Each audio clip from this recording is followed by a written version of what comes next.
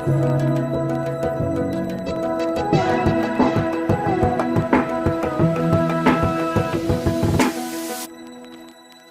very good evening to you. How are you? I hope you are doing well. I am doing fine and very excited because today is yet another opportunity to ensure that families are being transformed and that the society is a better place for all of us. Thank you so much for joining us this evening right here on Transforming Families. My name is Faith Kaulu. Let's take it till the end as we discuss about how to ensure that murder cases in our families decrease and completely end. And today we are looking at why a parent would turn to her or his children and just take the life out of them. And to steer this conversation, I am gladly joined by Reverend Edward Karanja, who's a minister with the Presbyterian Church of East Africa, as well as a marriage and family therapist. Thank you so much, Rev, for being here. Thank you very much, Faith. As usual, it's such a pleasure to be in CAC TV. Yeah. Because like we say here at CAC TV, stable families for a stable society. Sure thing. And at the very far end is the amazing Professor Catherine Gashuda, who is a counseling psychologist as well as the director of the Kenya Institute of Business and Counseling Studies. Asante, Prof, for being here this evening. Thank you so much, Faith. And like we always say, family is work, but it is worth the work. Indeed, it is worth the work because that is where all the love, all the warmth, and all the care should reside. But today we're handling a very, very sad topic because we're looking at what would drive a parent to want to end the life of their children, be it a 3-year-old, a 16, a teenager, or even an adult. Yeah, that is still your child that you feel like, no, I don't want you to live anymore because of whatever reason. And let's start with you, Rev. We can look at it from both sides, both as a therapist and both spiritually. Why does it get to this state? Thank you very much, Faith, and thank you very much, our viewers, from wherever we are watching from. There are few reasons and several factors that would lead a parent to even think of murdering their own children. To begin with, we are living in a world that is extremely materialistic, very materialistic, in a world that has become extremely selfish. It's about me, I, and myself. Yeah. So a parent will look at the children as a burden because maybe financially they are not doing well financially, and the father to the children or the man who fathered those babies is nowhere to be supporting the children. And so the mother will look at the children as a source of expense and probably think the best thing to do is get these children out of my way. For once they are out of my way, then it means I can be able to enjoy the little finances I'm having. I can have it all to myself. So the first one would be the world that is so materialistic. So one would want to get the children out of the way so that they can enjoy the materials of their own, and also the issue of the being selfish. You do not think about the life of these children, who they will be tomorrow. You don't even imagine they're having pain. Yeah. But as long as you're not able to pay for their education, or you have a problem with the man who brought them into life, or the wife or the lady who brought them into life, then you think, I no longer own these children. A lady may even take away the life of the children to hurt the man. You do not think about the children, even what the world would think it's about you. The man may not like the mother of the children, dislike the mother, and think the only way to be able to have my way and be good with it is by eliminating these children so that I can hurt her. So you're not even thinking about the children. You are thinking about probably getting back at your wife. Yeah. Of course, when you look at the Bible, throughout, the Bible will be talking about the sanctity of life. God is God who gives life. Yeah. So when you take it away, you are doing that which is not yours. So the moment people become unreligious, ungodly, and evil takes its place, when evil has taken its place and God no longer is given his rightful place, killing is no longer a big thing. One can kill without a fear, without even feeling anything bad in them, even as they kill. Yeah. So those could be some of the factors that would lead a parent to taking away the life of their children. Yeah. Yes. There's something you've mentioned, that one will kill without fear or guilt. Prof, when did we get to this point where we are not human enough to feel guilty after we've just taken out a life? And not just any life, but the life of my child. Right, Faith. when did we get here where we can kill and not feel anything? Yeah. We get there when people are mentally sick. When they are not able to register that whatever they have done is something that was hurtful to other people, to the society, and even to them within their families. We are having a lot of cases of mental illnesses in this country. And when we talk about being sick or ill mentally, we are not just talking about people out there, but we are talking about people within families. Yeah. When a parent has mental challenges, that means that they have no capacity for bringing up their own children. So we are talking about a person who is already sick, and a person who should not be taking care of the children.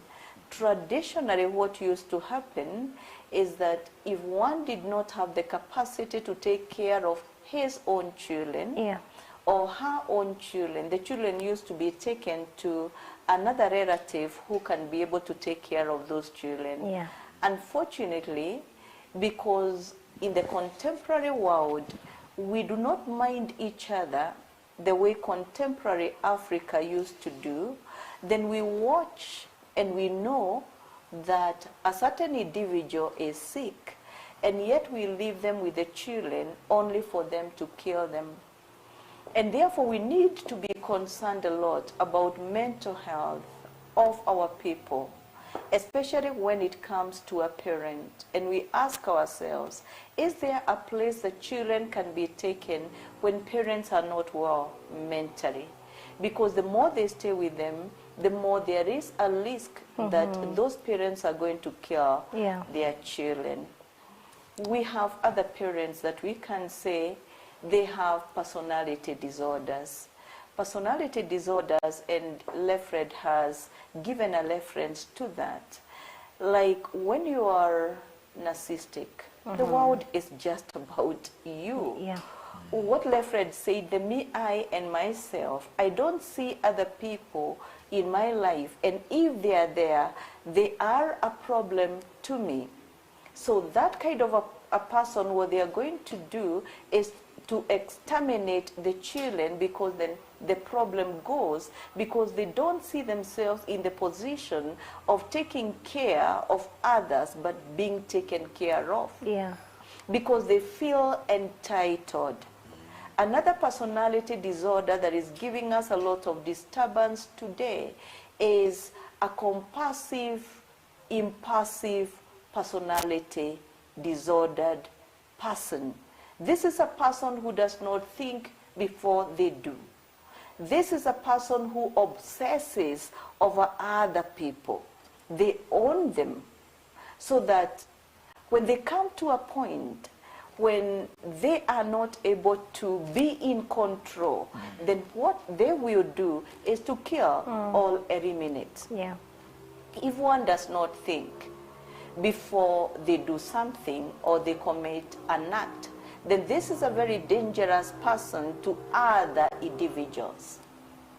Or picture a person who has antisocial personality disorder. This is a person who can commit any crime. And this is a person who does not respect the rights of other people. So this individual will commit a crime, and they're not going to feel anything.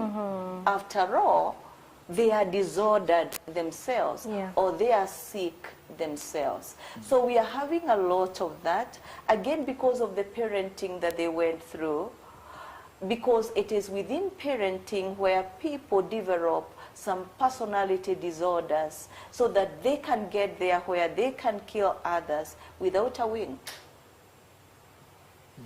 Okay, all right. And is it a compulsive Okay, sure. personality? To break it down a little bit, it is like pressure. You know, when you are a compulsive person, you do not think the outcome. It is like when you have pressure, when you release the pressure, the balloon or the container holding the pressure is not in control of what the pressure will do out there. Yeah. It's like you have burned this house. You know, you like these furnitures around here. The moment you like these furnitures around here in the studio, what happens outside of this building, you are not in control of it again. So this person will do something without, you know, thinking beforehand. What will become of the neighbor? What will become of me as a person? Yeah. Because you see, already you are a disordered person. I have killed my parent. I have killed my child. By the way, where will I go to the market after that? Who will I be talking to in the marketplace? Where will I go to school as a student after I have killed my parents? I have killed my wife. Who will I do business with? Even if I go to the prison, how will the prison be? How will I be treated in the prison? Yeah. So they may do something and say, I have planned for it over this time. But they are disordered. They are compulsive. They are not sure of the outcome of their action. Yeah. Yes. The fact that the society expects one to have children, Yeah. immediately after you've wedded, we start counting and they're like, is there anything happening? You know, and parents really ask, and they're good at that. You know, I need a grandchild. What is happening? I need to see a result of this marriage. Could this be one of the factors that lead people to getting children either when they're not mentally stable, as you mentioned, that sometimes one is not at the position where they're able to handle parenting mentally because they're not healthy? There are many reasons as to why someone can feel, I don't want to have children. They may not be wanting to have children because they would want to advance in their career. Yeah. And we hear this a lot from young people, that family life is not as important as career growth and advancement is. And therefore, you do not want to have anything that is going to get in your way of you advancing and becoming the person that you'd want to become in the future. That may be one reason as to why people do not want to get into the leaguers of taking care of a child until the child is going to be a grown-up.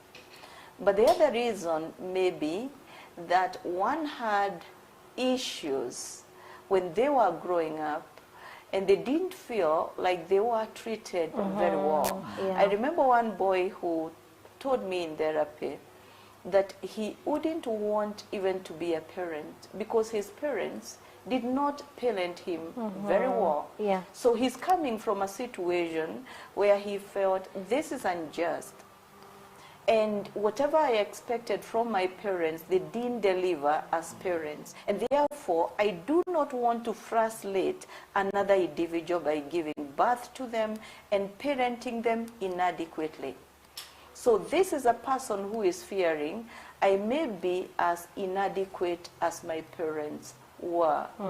So this is an individual who has issues and an individual who is a candidate for therapy so that they can handle their own issues, or he or she can handle his or her own issues, for them to be able to decide, do I want a child or I don't want a child. Yeah. And even the reasons for having the children. There are some children that today will not want to have children because the reasons for children has changed. Yeah. And some parents have completely refused to understand that. And I pray that I don't become one of those parents. And I have children, especially my daughter who is of now marriageable age. Yeah. I pray that I do not become that parent. Initially, the children were like an insurance policy. A parent would want a child so that in the old age, the child would take care of them. Yeah. Now the children are no longer taking care of the parents. The children are even looking at themselves as an expense. I have had that stories right into my house. My young one asking me one day, Daddy, why did you have children? I say, so that my life can be complete. And I say, why do you ask me that question? He says, ka daddy haungetupata hii pesa yote ungekuwa unakula peke yako. So now, in that mindset, the child is already thinking, by my daddy getting me, it was an expense. Yeah. Otherwise, all the money, the school fees he's paying, the house he's paying, he would be enjoying this money by himself. So that selfish mindset that is creeping into some of our children, and I would imagine I have provided a very good Christian family for my children, and here we are as a good role model with my wife. But a child is still looking at themselves as an expense. with that mindset, will they be getting children themselves? If they grow up with a mindset that children or family is an expense, they may not want to have the children themselves. So we have a generation that may be wondering, do I really need to have children? Then we have the generation that could be mine, and even the people who are a little bit older than me, that thinks for one to be complete, they need to get married at a certain age. Yeah. Once they get married, it's a countdown. When is the baby coming? Baby 1, you get 1 baby. When is baby 2 coming? Yeah. Baby 2, when is baby 3 coming? No, you can't have only 3 children. When is baby 4 coming? Now we have a different generation that is coming up, which we need to understand what is it they hold so dearly in their life, so that we don't push someone to a marriage, yet probably marriage is not their thing at this moment. I think in my place, I would rather understand people that if one feels completely, marriage is not my thing, children is not my thing, I will take them through a therapy, through an understanding, so that I can get to know what is happening in them and not push them to it. Yes. So if they completely say, I do not want kids, not now, not ever, you'd let them be? I will let them be because it's their choice. I will also definitely remind them what will become of them in the years to come. Because right now you may feel it's okay to be without a child because you have all these people around you and company. Yeah. And it's a discussion, by the way, I have had with my children. Because when I tell them in the old age, you may need children, they are like, Daddy, we will be out of here. In your old age, you will need children. What will you do? So meaning, even if you give birth to children, the moment they grow, they are gone. So the way we were like, they will take care of us. Will the children of today, leave alone our children getting children, will they be able to take care of the parents? So I will show them the importance of having children, because it is biblical to do the procreation. If I never give birth to them, they will not be alive. If my parents never give birth to me, I will not be alive. So I'll show the children the importance of procreation and continuing the graduation and the human race. However, as a therapist, counselor, I will allow the person to make their choice. And if their choice is to remain without a baby, I will respect that. Okay. Prof, do you have the same views when it comes to the choice of having babies? Yes, I think so, because if a person without capacity gives birth to a child and they're not willing to take care of that child or the children that they get, then that means they are the ones that are going to be killing their own children.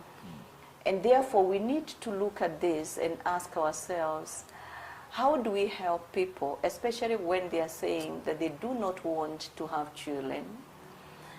One of the things that we bring to their attention is they examine where they are coming from so that they can know whether it is their own experience that is telling them that they do not want to get children. The other scenario is because they are human beings who are sexual beings. If they have sex and they get children, then what happens in that situation? What are they going to do? Because again, we find in some of those young people, they are aborting, and they can abort as many times as the children's or the conceiving happens. And then what follows that is that they get guilty about what they have done, and this eventually leads them to depression and other illnesses. So we need to help them to be able to see that when you have said you do not want to have children, and you are a sexual being, and you have the potential of conceiving and having children, then now you need to think, how do I expand my capacity so that I can take care of the children that I have conceived? Would you say that parenting in itself is tough? Is that one of the reasons why we're experiencing parents killing their own children? Is it that parenting has become so tough and an expense, just as you've mentioned, because you think, well, I need to pay school fees, they need clothes, they need food, this is just too much for me? Is it that they were not ready, or what could it be? How the Bible says, no one builds the house before they count the cost. And there are enough people today getting into marriage, and that's why the premarital counseling is so important. In my position as a reverend, I will not take anyone to marriage before I have done them proper premarital counseling. And I really believe in the premarital counseling. Okay. So in that case, I will always look into what is it that this person needs to understand about children. Because today parenting is very costly. Because, like I said, the world has become very materialistic. Yeah. Initially, we used to have stay-home mothers. So they would take care of the children and the father would go out. With the cost of living today, it has become almost impossible for one parent to be able to cater for the needs of the family. So you find like the mother and the father both go to work. In the ideal family, where it's both father and mother, then they will have a house help. Maybe someone take care of the children. With all those expenses, it has become sometimes challenging for one to be able to pay for the cost. The schools are not cheap. No. You hear there's free primary education. There is a free high school education. It is once it is in papers, but in the reality, in the reality, hakuna masomo ya bure. You go to what we call now the new system, the CBC. The amount of the materials they'll be asked for, the painting, they will be told bring a plain white cloth so that you can go do the painting. All those expenses, you come home, you find the list of the demands from the teachers. The child will require school uniform. We used to go to school during my days in primary school without shoes. Today, even in the interior schools, you go in very needy background, neighborhoods. You find children having shoes. So parenting is costly.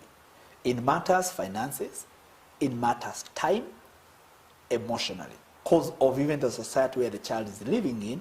If a child is in the neighborhood where other children are riding bicycles, your child is in that neighborhood. If the child is in the neighborhood where children are playing football, yours will be in the same, circle. So parenting is costly. And so some of the young people today, when they look at their salary, their income, vis-a-vis bring up the children, there are those who would look at it as an expense and decide, I do not think I am ready for such an expense. Including marriage, by the way. I have looked in, asked few young people who are of marriageable age. And I'm like, hey man, are you thinking marriage? And they are 27, they are 30 years. They are like, Rev, feeding myself is a challenge. How will I feed another person? And I'm like, no, the person you bring in may be able to have their own job. They are like, hey, bwana, wewe tegemea pesa ya mwanamke bwana, hata kukumbusha along the way. So the cost of living today has really shot. All right. Very well put, Rev. Prof, will come back to you right after the break. So we're going on a very short break, but do not move a muscle because we'll be back with more.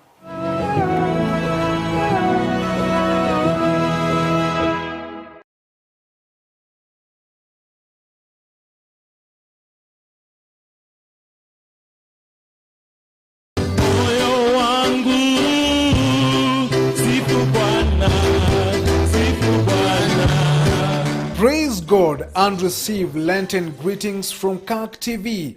As we walk the journey of Lent period, CAC TV and PCA Tena Parish are pleased to invite you for live services Sunday the 21st February 2021. Bwana asifiwe. Sometimes God allows situations to happen to us to get us to move. Join us as we reflect on the theme, The Battle is Not Yours but the Lord's, derived from 2 Chronicles chapter 20 verse 15. The sermon will be delivered by Reverend John Mbarindongo, the parish minister, and the service will be led by Elder Dixon Kanyeki.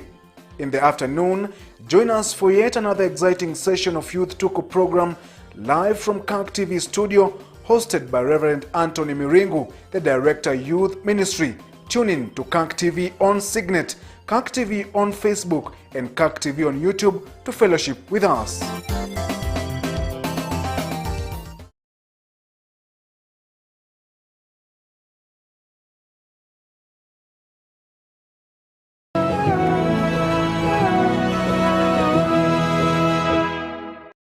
Thank you so much for keeping it right here on Transforming Families. We are talking about such cases which are very sad, where a parent feels like, I think my kids are an expense, or my kids are disrespectful, or any other reason that could lead them to end the life of their children.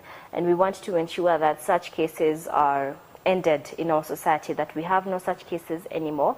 So that is why we are continuing with this discussion. Maybe just to ask, Professor Catherine, do you think that young adults who want to get children should be prepared of what is coming ahead?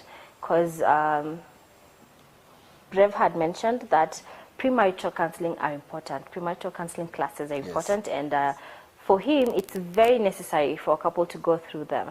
But then after that, maybe you've said 2 years, and as a couple you feel like, I think we are ready. How about you start a family? Should there be other classes that will take through the couple just to prepare them for parenting, for what is ahead? Right. This country requires parenting programs that will help parents to be able to take care of their children holistically. Because we've been in an era where we are telling our children that education is everything for them, and career progression is the way to go, and they are the things that matter in this life. But we omit so many other aspects of life that are very critical. Because when we come to the end of life, we even don't think and talk about careers and the big things that we have and the assets that we accumulated when we were living. We think about how did someone bring up his own children or her own children, how did they relate with the rest of the other people within communities. So parenting programs need to take care of that, so that parents can focus their children on all things that matter.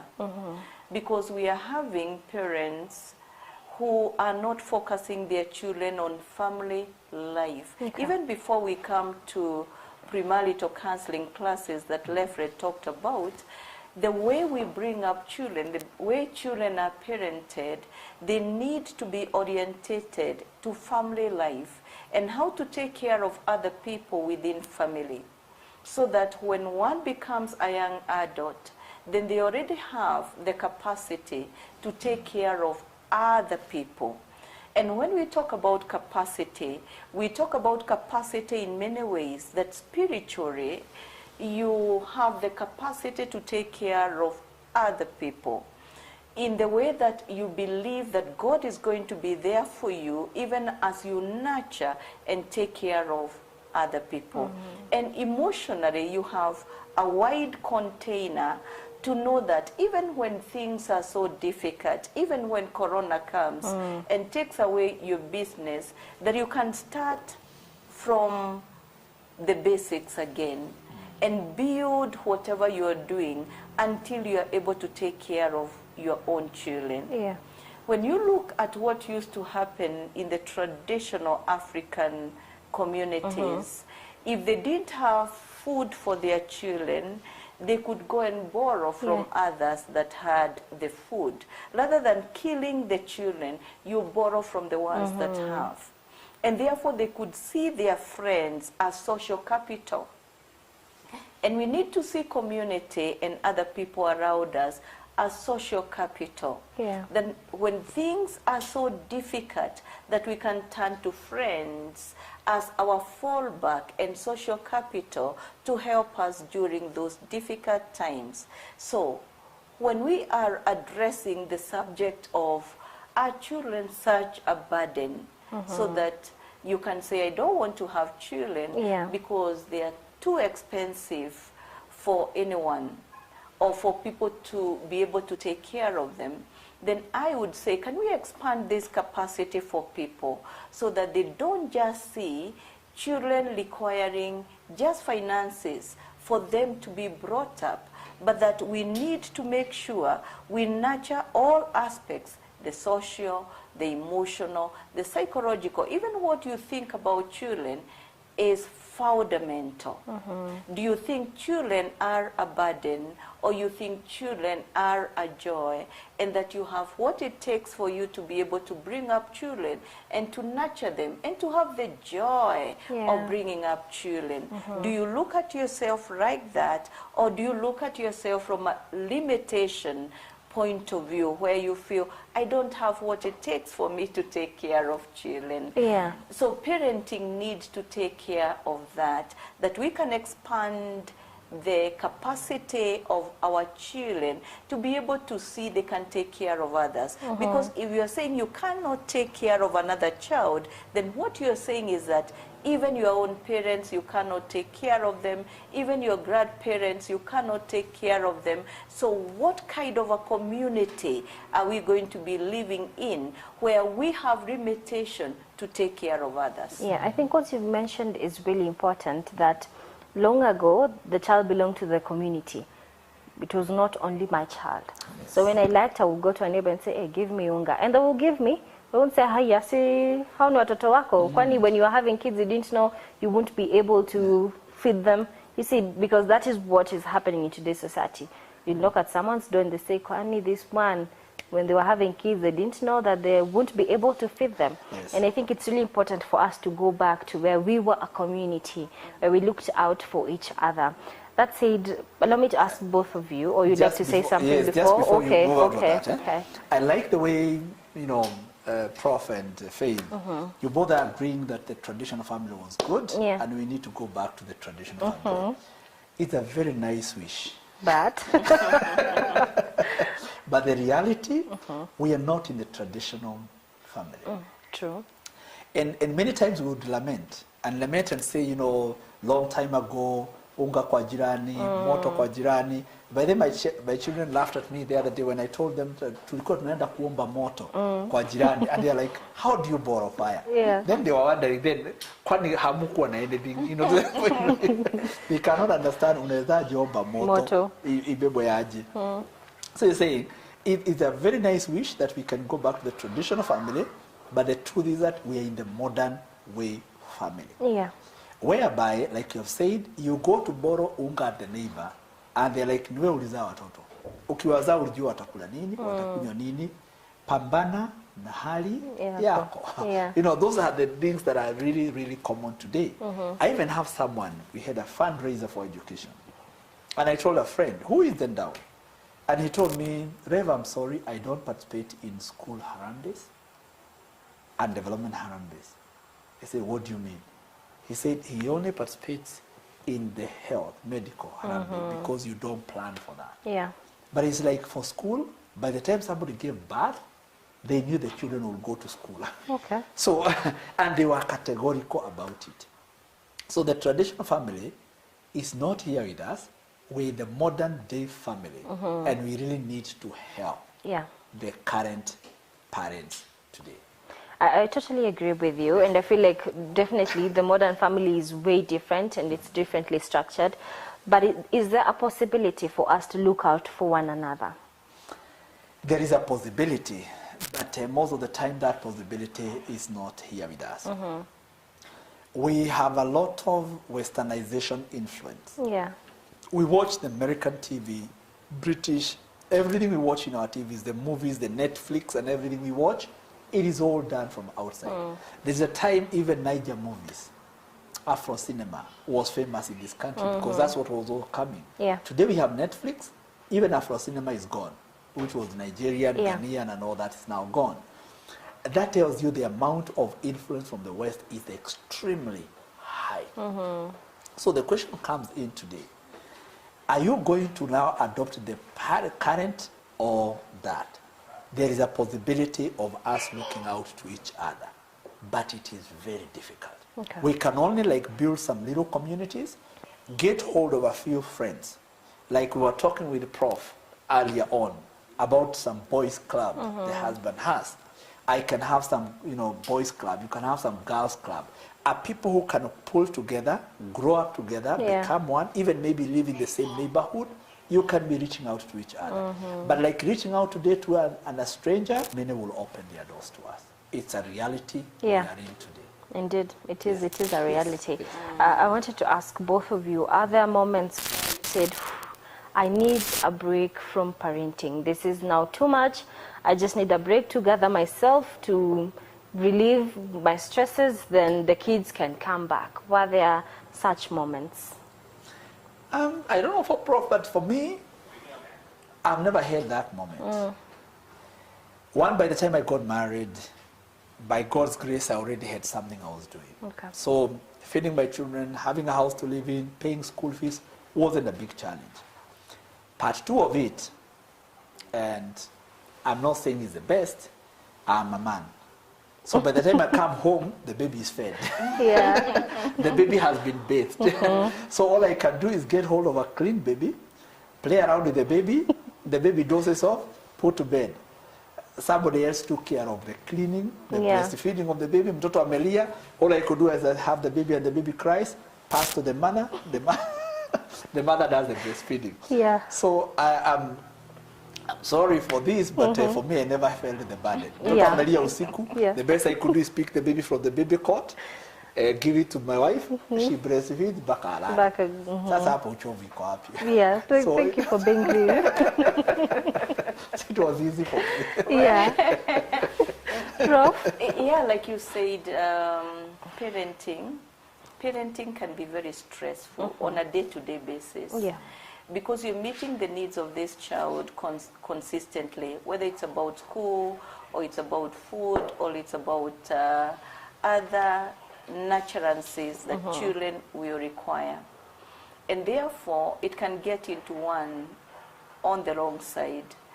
And yes, I have experienced those moments when you have too much on your plate, so that you're thinking, I wish there is someone who can be there to take care of my children for 2-3 days, and then I can figure out what is happening to me. Yeah. There are those moments. There can be moments when you're sick, or moments when you have too much in terms of work, and your boss is saying, you must do this, and you realize you still need your work, your job, and therefore you still need to attend to work issues, and you have your own children, and you're thinking, let someone else take care of the children, because I'm not able to do this. Yeah. But there are other moments when emotionally you're feeling you have an overdrive. You're too loaded emotionally to be able to take care of the children. Those are the times that you feel irritated with them. You feel like you can tell them, go out there and play with the rest of the other children. I don't have the emotional resources for you at this point in time. Yeah. Yes, there are many times when parents feel that way. But then, for parents, we need to make sure we have a plan number 2. Okay. Do you have your house girl or the baby ayah? Because then you need to take care of that baby ayah, so that whenever you're going through those moments, that person can take care of your own children. Yeah. Or maybe an auntie. You can bring an auntie along, so that they can take care of the children when you don't have the capacity to do that. It's human, it's normal, but then we need a plan number 2. All right. Thank you all for being very candid with that question. Thank you. And I'm really happy that you were all real and you didn't hide any fact that, yeah, at times parenting can be hard. You need a break. And Rev, you put it very well that, you know, for me as a man, I didn't really experience much of that, which again is true. Yes, Because it's in today's true. society, we know, hey, mtoto ni wa mama. Yes. Yeah, the mother should look after the child and ensure she's clean and all that. And of course, we And have. maybe there's a one time during the voting. Okay. No, this I don't remember, like almost 10 years ago. And my wife left me the children to go vote Yeah. and then come back. And within that time I was home with the children, I had a very hard time. I could not wait for her to come back. And immediately she came, we even did noodles. You know, we tried, I could not even find those noodles where they were. We tried finding them. Finally, I gave the moment my wife entered the gate, because it was my time to go and do the voting, it was like a burden, like, Relieved.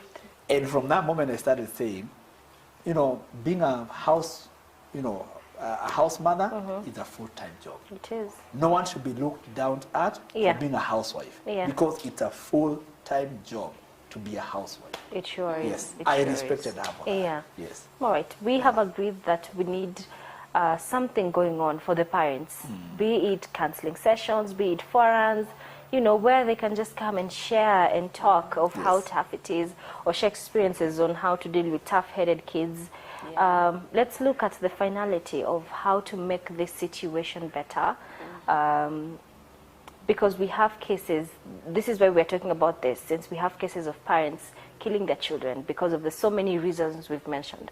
What is the way to handle these cases other than just forums and all that? Now, this is what we are dealing with. If we call a forum or if we have classes going on, we can't have every parent on board. So what is the solution to end this? I don't know exactly what was that, but let me just try it because it's something I've been thinking about. Okay. This issue of violence in the home, people killing each other, it definitely ought to stop. It is not the right thing. You cannot take life like life does not matter. Yeah. We need to find where have we gone wrong as human beings. We need to be humane once again as individuals. And I think one of the things we need to do is, one, what we are doing right now. Talk to people, sensitize people. Let us know where we are going wrong. Have more of these, family transforming ministries programs all over the country. That's one of the things we could do, and thank you very much at CAT TV for doing this. The other thing we could be able to do is to publish articles, even in the social media, send text out to people. If you know someone that is training a little bit, find a nice article, send to them. Yeah. Even on social media, send it to them, let them read it. It will help them along the way. If you know someone that is struggling with their children and all that, don't wait until they go down the drain. If you can tell and they're not seeking help, try to reach out to them. You may not tell them that I can tell you have a problem. No, reach out to them so that maybe they can open up to you and you can help. I can simply say it is good to be our brother's keeper. Because life is not life unless we share the life. Let's go out and reach out to someone else. Thank you. Prof? Yes, Faith. There is something we can do to eradicate this killing of children, that a parent can plan meticulously how they are going to kill their own children. And this can be achieved by looking at the cause, because it is only by looking at the cause that we can be able to get a solution. Are we talking about a parent who is mentally ill? Then that is a person who needs to go to the hospital for treatment and to go through therapeutic sessions for them to be well. Yeah. But again, when one is sick, they are not able to tell they are sick, especially when we are talking about mental illnesses. And that is where we need the government to come in making sure we are mainstreaming mental health prevention in our communities. And that can be done through our institutions like churches, because the church is a very good platform of speaking out of the social ills.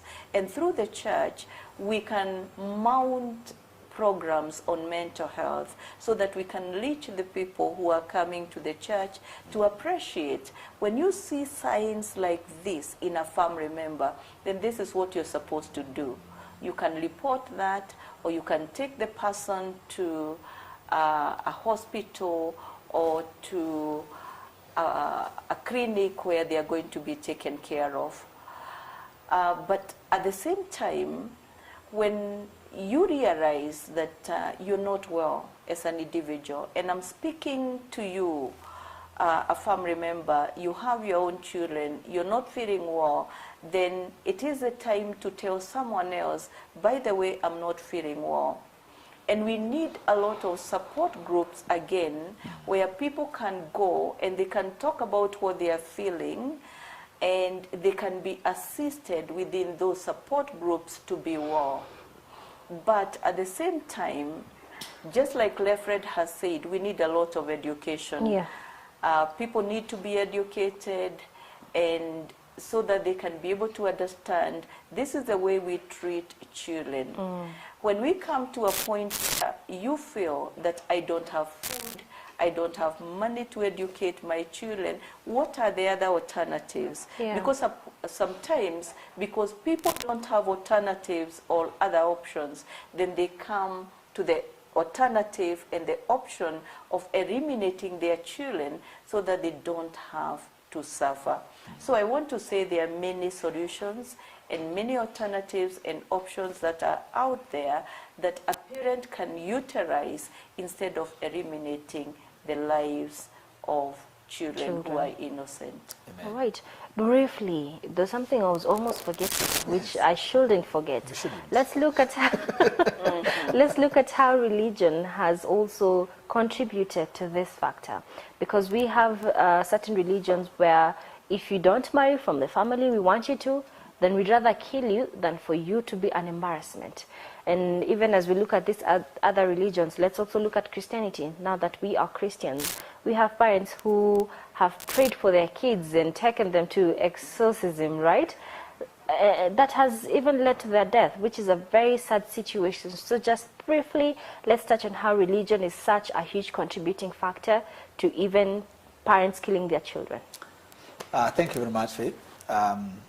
Please, viewers, religion is beautiful.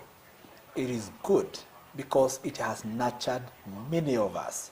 However, religion can also be dangerous if it is not taken positively and rationally. Anytime you get into matters of faith and you get in there irrationally, you can easily destroy yourself.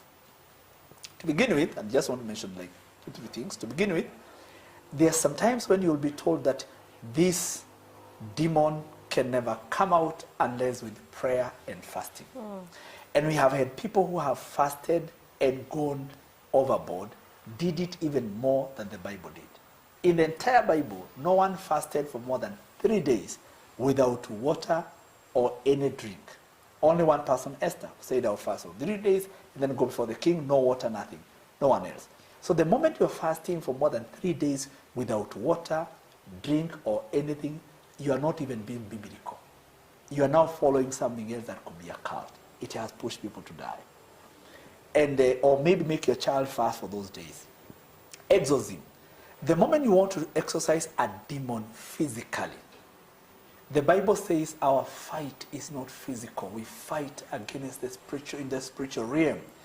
We don't fight physically. So the moment you want to exorcise a demon from your child, and it is physical, because we have had incidences not long time ago, even in this country, where we have had children killed by the parents as they tried to get the demon out of them. Yeah. Hii shetani ya kukanyagiria mtoto, ugongeshe chini, ugonge ndio itoke, that is not biblical. No, it is not biblical. So religion can also be very dangerous when you find yourself going that direction. Then, of course, finally, we have other things that would happen to you. When you find like your religion is starting to discriminate other people, segregate other people, you shouldn't marry from that community. Community B is not good. Yeah. A child looking like this and the other, they're not good. If you find your religion starting to discriminate, then that is not the true religion. Because true religion is full of grace. Jesus went to the Galatians, went to everybody. So if your religion does not help you to embrace people from other communities, other races, people with other challenges, that religion has a challenge. Religion can be dangerous, yet it has nurtured many of us to be what we are. Sure. Thank you so much for your input on that, Prof. Is there anything you'd like to add? Yeah, a psychologist called Sigmund Freud said that religion is the neurosis of humankind, meaning that you can use religion to be fanatical and to do things that are far removed from logic. And therefore we have found, or we have seen situations where people are so fanatical and they have entered into some cults where they are doing actions that are not seeming to be objective when you try to think about them. Like that exorcism. Yeah. It doesn't make sense because sometimes you even don't know what you are getting out of the child. Because when you call it a demon, exactly what is that? Because for us psychologists, we would want to determine through assessment what is it that we are treating. And even in exorcism, you should be able to understand, this is what I'm getting out of this individual. But it cannot be a generality that you are not explaining. Yeah. To the extent that we become general in situations that are very specific, then we lose it using faith. All right. All right, very well put. Thank you for your words of wisdom. I think we'll end it there for today. Thank you all for joining us this evening, and I hope that this discussion has been rather very helpful to you. So share it with a friend, with a family member. Let's help transform the family for a better society. My name is Faith Kaulu. Till next time, same place, same time. God bless you.